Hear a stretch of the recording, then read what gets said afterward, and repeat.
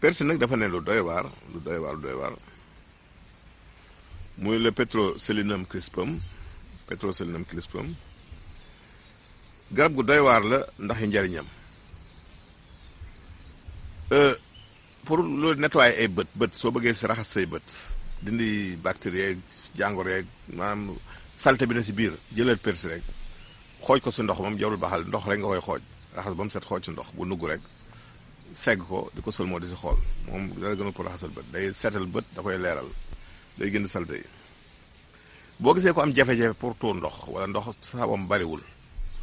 na jël ngëbu persil rek mu haché ko def ko si litre ndox bu tàng di ko jël par genn wàll saa yu lekkee si kàttanu yàlla dina am jàmm. ki am infection urinaire mën na jël ngëbu persil mu haché ko def ko si litre ndox bu tàng 5000 mu segg ko di ko naan par genn wàll kaas bu ndekkee bu añee bu reeree. ki ay doom saan sonal ay doom saan muy jaani biir na wut ngëbu persil haché ko moom xale yi moom seen saan yi persil si gën a gaaw def si ndox bu tàng benn ngëb segg ko ñu koy naan par kaas ataaya bu ñu xëyee ba ñuy lekk ak bu guddee mu ci seen biir kooku dafay faj saan ñi am les problèmes rhumatismales yax yi metteeg yax yi ruux ak di crampe nañu wut persil di ko def infusion jël takku persil rek daggate ba mu sew def si litre ndox bu tàng bàyyi ba mu sedd nga segg ko di ko naan par diggu kaas boo ndekkee boo añee boo reeree. ki nga xam ne bu lekkee du rees wala dafay jafe pour mu rees na jël persil aussi def ko infusion si ndox mu tàng di ko naan par genn wàll kaas saa yu lekkee si kàttanu yàlla loo lekk dafay rees. ñi nga xam ne dañuy toll si wasin wala matu bañ a sonn bëgg mat wi gaaw jël takku persil nga haché ko def ko si litre ndox bu tàng 5000 nga segg ko di ko jël par genn wàll kaas ñetti yoon wala ñeent si bis bi si kàttanu yàlla boo deful ndànk boo yeexee boo ko teelee ji sax mën nga wasine sa kër kooku lu am solo la. ki ay réglam buy ñëw muy póot mi buy ñëw di metti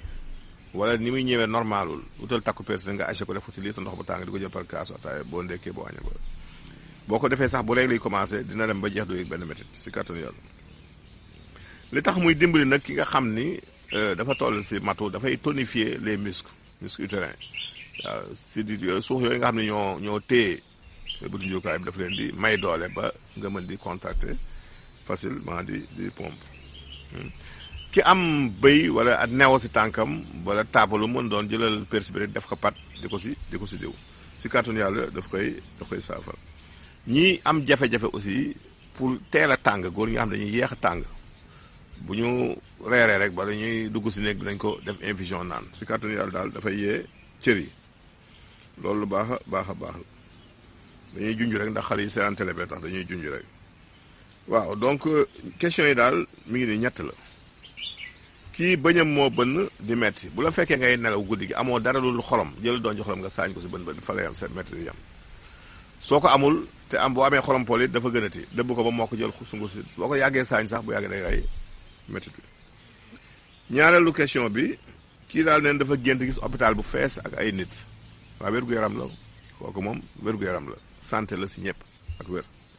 lu baax la. question bi ñuy jeexale daal kii daf ne daal sëñ bi dañu bëggoon daal nga wax ñu daal si cancer tuuti ndax Sénégal yi sonn nañ te ñi si loru bari nañ.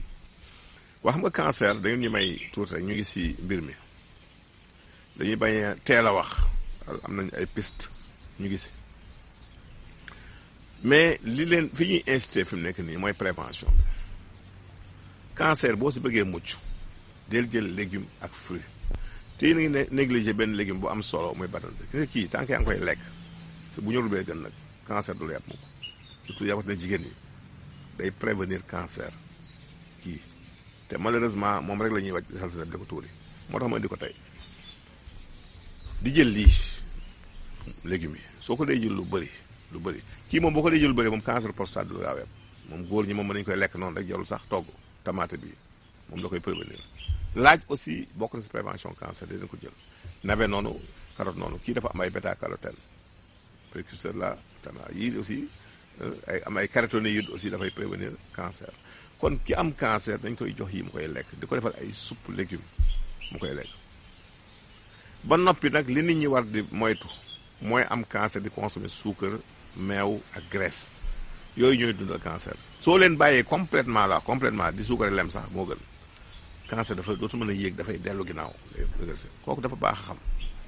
te malheureusement am na dañuy am cancer ñuy jox meew rek ndax meew la mën a naan ak yooyu fekk yaa ngi koy yokk yaa ngi koy lor ñun tàggu fii leen joxaan beneen jotaay jërëjëf